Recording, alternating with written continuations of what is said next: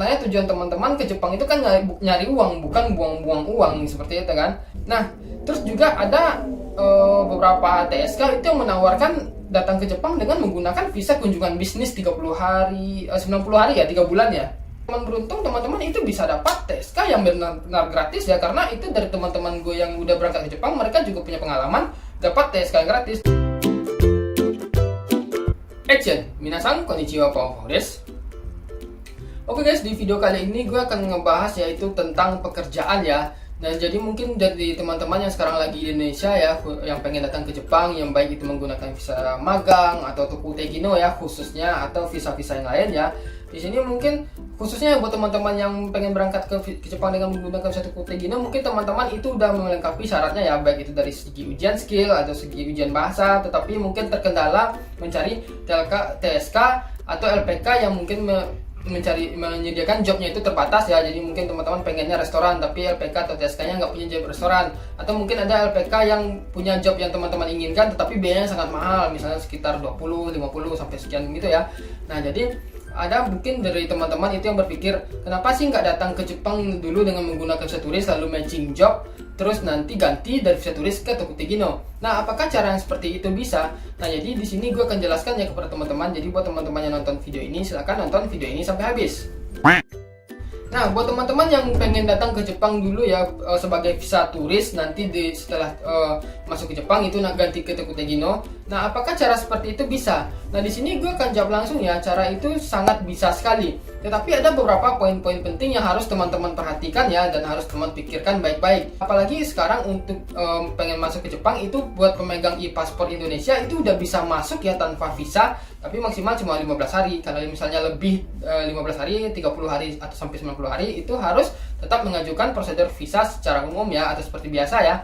Nah, di sini gue akan jelaskan ya kepada teman-teman yang khususnya Tokutegi no ya. Anggaplah teman-teman itu udah punya sertifikat skill, udah punya sertifikat bahasa, terus pengen matching job ke Jepang dengan menggunakan visa turis. Nah, seperti itu ya. Nah, di sini kan kalau teman-teman datang ke Jepang dengan menggunakan visa turis untuk matching job, otomatis teman-teman nggak akan menggunakan visa yang 15 hari yang gratis visa, karena 15 hari itu menurut gue terlalu singkat. Jadi kita anggaplah teman-teman itu datang menggunakan visa turis yang 90 hari. Nah, untuk pengaplaian visa turis yang 90 hari ini ada beberapa syarat yang harus teman-teman lengkapi ya, yaitu adalah yang pertama adalah tiket pulang pergi. Sekarang untuk tiket pulang pergi ke Jepang itu mungkin sekitar 12 juta. Pergi aja kemarin 6 juta kan, jadi pulang pergi sekitar 12 juta. Terus biaya akomodasi, kalau teman-teman selama 30 hari Jepang, artinya akomodasi teman-teman itu untuk 30 hari. Terus rencana perjalanan, terus rekening koran. Kalau seandainya teman-teman tinggal di Jepang sebagai turis, kita anggaplah 30 hari ya teman-teman tinggal ya. Berarti diasumsikan oleh pihak imigrasi Jepang itu kalau teman-teman harus memiliki uang sebanyak 1 mang ya, atau 1 juta rupiah untuk biaya hidup 1 hari ya, seperti itu. Nah, jadi itu hal pertama yang harus teman-teman pikirkan. Nah, anggaplah teman-teman itu udah punya uang sebanyak itu ya untuk mengapply visa, dan bisa mengapply visa dengan biaya murah. Akhirnya teman-teman nyampe di Jepang. Nah, setelah teman-teman nyampe di Jepang, teman-teman itu job matching ya, nyari kaisha, ganbate, nyari kaishanya ya, cari kesana kemari, cari link, cari kaisha. Nah, syukur-syukur teman-teman ternyata bisa dapat kaisha itu dalam waktu 1 minggu. Udah mensetsu nih, udah segala macamnya. Setelah teman-teman mensetsu, nggak akan langsung keluar kontrak. Kontrak ini bisa makan waktu 2-3 minggu ya. Nah, kalau syukur-syukur cepat teman-teman udah keluar kontraknya 1 minggu. Biasanya normalnya sih 2 minggu ya. Kalau gue dulu itu 1 minggu udah keluar, karena gue ini kan nyuruh TSK-nya cepat-cepat keluarin kontrak gitu. Akhirnya 1 minggu kurang kontraknya jadi. Nah, setelah kontraknya jadi, barulah dilakukan prosedur lainnya, misalnya medical check up, menyiapkan dokumen untuk Tokutegi no segala macam. Dan menyiapkan dokumen itu pastinya butuh waktu juga sekitar 1 minggu lah, kecuali itu kaisha atau TSK-nya cepat ya, emang dicebut itu mungkin bisa makan waktu 4-5 hari. Nah, setelah itu baru bisa apply COE untuk visa Tokutegi no. Nah, untuk mengapply dari pengubahan visa turis ke Tokutegi no ini memang harus tetap menggunakan COE, nggak bisa langsung ganti gitu aja ya, tetap harus dengan melalui prosedur COE. Nah, untuk pengajuan COE sendiri itu seperti yang gue bahas di video gue sebelumnya ya. Untuk pengajuan COE itu biasanya makan waktu 1-3 bulan. Yang paling lama itu 3 bulan, paling cepat itu 1 bulan. Kurang paling 3 minggu ya, paling cepat ya biasanya. Nah, anggaplah normalnya itu pengajuan cewek itu 1 bulanan atau 1 bulan 1 minggu lah, lebih kurang. Nah, dalam jangka waktu 1 bulanan itu teman-teman itu nggak boleh ngapa-ngapain, teman-teman cukup liburan aja, karena tujuan teman-teman datang tadi ke Jepang kan sebagai visa turis, artinya teman-teman ya sebagai pelancong untuk jalan-jalan di Jepang gitu kan. Nah, selama itu juga teman-teman nggak boleh bekerja, karena kan turis di Jepang nggak boleh kerja. Nah, jadi teman-teman tunggu kan, menunggu sambil nunggu cowoknya jadi seperti itu. Nah, kalau syukur-syukur dalam waktu yang singkat teman-teman cowoknya jadi, anggaplah teman-teman itu ceweknya jadi sekitar 1 bulanan, artinya teman-teman bisa langsung ganti dari visa turis ke Tokute Gino. Tetapi kalau seandainya teman-teman mungkin masa tinggalnya itu 3 bulan, terus ternyata dalam 3 bulan ceweknya belum jadi, artinya teman-teman harus pulang terlebih dahulu. Nanti setelah cewek teman-teman jadi, barulah teman-teman ceweknya dikirim ke Indonesia, baru masuk lagi ke Jepang dengan menggunakan cewek tadi. Nah, itu kalau seandainya teman-teman datang ke Jepang dengan menggunakan visa turis ya. Alhasil kalau seandainya dipikir-pikir ya, bayangkan kalau misalnya teman-teman itu 2 atau 3 bulan di Jepang, itu pastinya uangnya sangat banyak sekali kalau teman-teman menggunakan visa turis ya. Karena kan kita harus punya rekening koran nih, dengan asumsi 1 hari itu 1 juta. Jadi kalau seandainya teman-teman 2 bulan aja dan 60 juta seperti itu kan, belum lagi tiket pulang pergi dan segala macamnya. Nah, itu anggaplah sekitar 60 juta habisnya ya. Itu syukur-syukur kalau seandainya cewek teman-teman jadi ya. Kalau nggak jadi ya artinya teman-teman cuma sekedar job matching terus pulang seperti itu. Itu juga nggak masalah sih sebenarnya. Mungkin kalau teman-teman ada banyak uang ya untuk sekedar pergi liburan atau pergi ke Jepang untuk pulang pergi sekitar 15 hari ya, atau 30 hari kalau teman-teman punya banyak uang. Nah, tapi kan sebenarnya tujuan teman-teman ke Jepang itu kan nyari uang, bukan buang-buang uang seperti itu kan. Nah, jadi menurut gue untuk datang dengan menggunakan visa turis lalu ganti ke Tokute Gino itu sangat-sangat tidak worth it sekali. Malahan itu teman-teman malah lebih keluar uang banyak seperti itu. Yang niatnya pengen cari kerjaan di Jepang untuk menghemat biaya di Indonesia, malah keluarnya itu bahkan bisa 2 kali lipat dari yang harusnya dikeluarin di Indonesia. Nah, terus juga ada beberapa TSK itu yang menawarkan datang ke Jepang dengan menggunakan visa kunjungan bisnis 30 hari, 90 hari ya, 3 bulan ya. Nah, bagaimana dengan hal yang seperti itu? Mungkin juga teman-teman yang pengen datang ke Jepang, pengen cepat-cepat nih datang ke Jepang dengan visa kunjungan bisnis. Kalau visa kunjungan bisnis kan yang ngejamin TSK, jadi keluar uangnya nggak banyak. Nggak harus menyediakan rekening koran yang minimal dengan asumsi 1 juta 1 hari, nggak perlu gitu kan. Karena kan diundang nih, berarti TSK-nya ini tanggung jawab selama 90 hari di 3 bulan di Jepang. Nah, apakah hal yang seperti ini worth it atau enggak? Nah, di sini teman-teman juga harus mempertimbangkan ya beberapa poin ya. Yang pertama adalah prosedurnya sama ketika teman-teman datang menggunakan visa turis. Teman-teman itu job matching dulu, terus nanti tanda tangan kontrak, lalu apply COE. Nah, untuk proses dari job matching, tanda tangan kontrak ini biasanya makan waktu 2 minggu sampai 3 minggu lebih ya. Karena kan kontrak tadi gue bilang sekitar 2 mingguan nih keluarnya. Nah, setelah itu mengurus dokumen untuk pengapaian COE, medical check up segala macam. Itu kan habis waktu sekitar 3 minggu lah. Nanti mengapply COE. Mengapply COE-nya itu sekitar 1 bulanan. Jadi lebih kurang makan waktu 2 bulanan lebih kan, seperti itu kalau lancar nih. Nah, selama 2 bulan itu teman-teman kan juga nggak boleh kerja, karena kan teman-teman cuma berkunjung, jadi nggak boleh bekerja.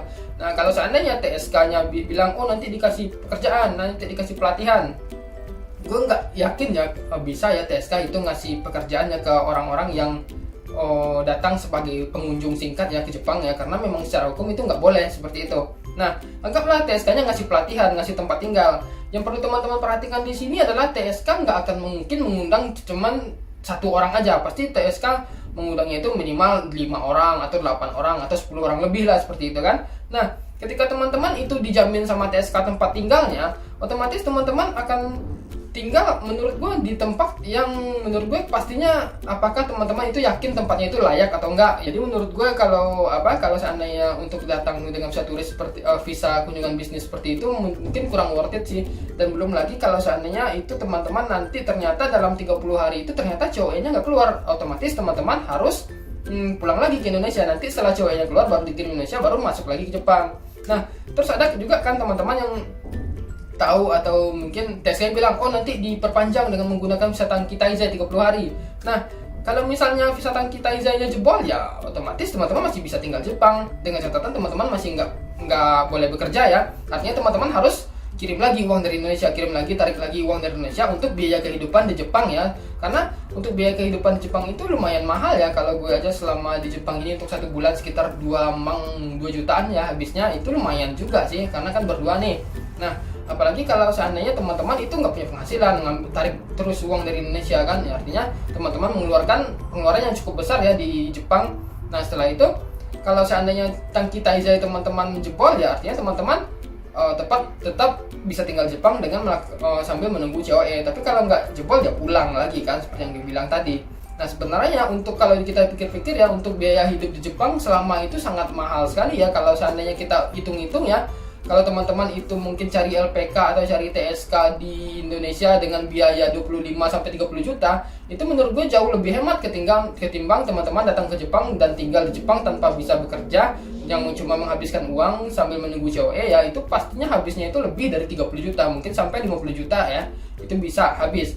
Nah, jadi menurut gue ya, untuk datang ke Jepang dengan menggunakan visa undangan bisnis atau visa turis lalu ganti ke Tegino itu sangat tidak worth it sekali. Kecuali memang benar-benar teman-teman dijamin nih tempat tinggalnya nyaman, dikasih uang saku atau apapun jaminan-jaminan yang menyenangkan, yang mungkin nggak memberatkan atau nggak menyusahkan teman-teman, itu nggak masalah.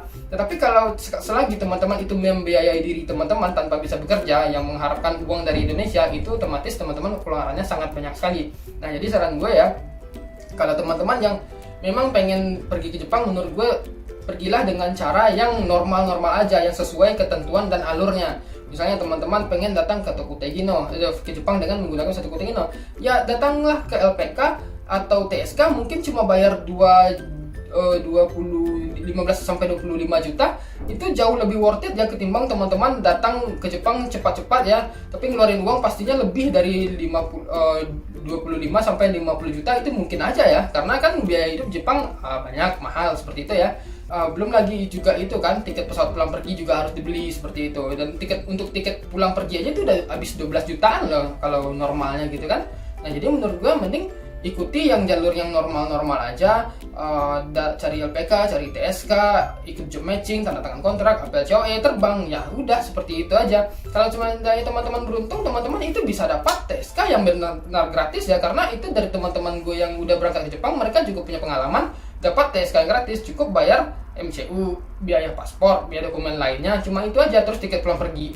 Ya syukur-syukur kalau misalnya teman-teman nanti dapat TSK yang bayarin tiket pergi aja ya. Kalau secara normal kan tiket pergi aja, bukan tiket pulang pergi ya. Nah, seperti itu ya, mungkin jauh lebih hemat ya ketimbang teman-teman datang ke Jepang dengan menggunakan visa turis atau visa kunjungan bisnis. Nah, jadi menurut gue lebih kurang seperti itu ya. Kalau memang benar-benar teman-teman pengen pergi ke Jepang, ya ikutilah alur yang sesuai aja, secara prosedur aja. Jangan berpikir karena teman-teman pengen lebih hemat terus datang ke Jepang duluan, ternyata teman-teman malah bukannya untung tapi malah buntung, seperti itu ya. Nah, jadi menurut gue pergi dengan cara normal aja, seperti itu. Nah, jadi lebih kurang sekian ya video yang bisa gue sampaikan yang buat teman-teman. Kalau seandainya teman-teman masih punya pertanyaan atau mungkin teman-teman punya pendapat lain, silahkan aja tulis di komen, gue bakal jawab sebisa mungkin. Dan sampai ketemu di video berikutnya.